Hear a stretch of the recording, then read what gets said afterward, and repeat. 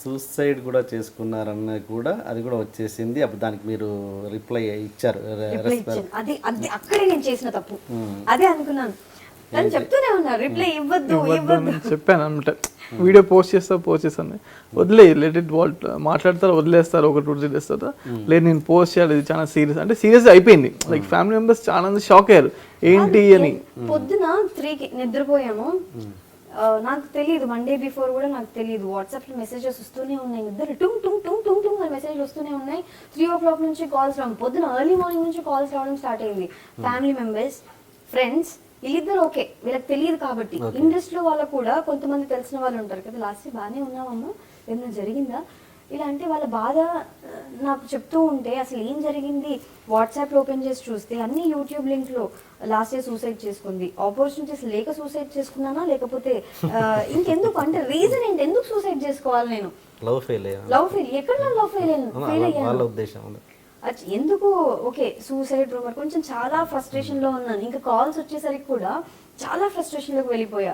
పొద్దున్న ఇంకా బ్రష్ కూడా చేసుకోలేదు యాక్చువల్లీ, పెట్టి నేను బాగానే ఉన్నా ఇలా నేను సెల్ఫీ వీడియో తీసి పోస్ట్ అదే చూస్తున్నా. మీరు అప్పుడు అయితే బాగా రెడీ అయ్యి ఇచ్చినా బాగుండేది. నేను అదే అనుకున్నాను. అంటే ఆ ఫ్రస్ట్రేషన్ నాకు వెంటనే ఫోన్ నేను పెట్టేసింది. అప్పుడు ఏమనుకుంటారు నిజంగానే డల్ అయిపోయింది మనిషి కదా. సో యాక్చువల్లీ తను కూడా నువ్వు నిజంగానే వీడియో ఎందుకు పెట్టావు, నిజంగానే చేసుకున్నట్టు ఉంది అని తను అంటే, యాక్చువల్గా పోస్ట్ చేసిన తర్వాత ఇంకా డిలీట్ చేసింది. ఎందుకు డిలీట్ చేసింది అని ఇంకో అదొక న్యూస్ అవుతుంది, లెట్ ఇట్ గో, అది ఏదేదో అవుతూ ఉంటుందని చెప్పేసి వదిలేసా. దాని తర్వాత 2 రోజుల తర్వాత అదే సూసైడ్ రూమర్, ఇంకా సూసైడ్ చేసుకుని లాస్ట్ ఇయర్ సూసైడ్ రూమర్ వచ్చిన దానికంటే ఇది అతిగా బాధ పెట్టింది నన్ను.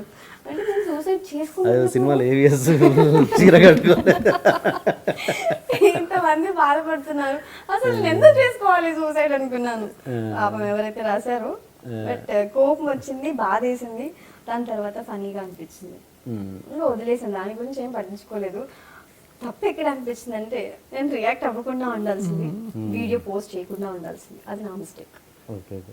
Hi, you are watching iDream Media. Please subscribe for more videos.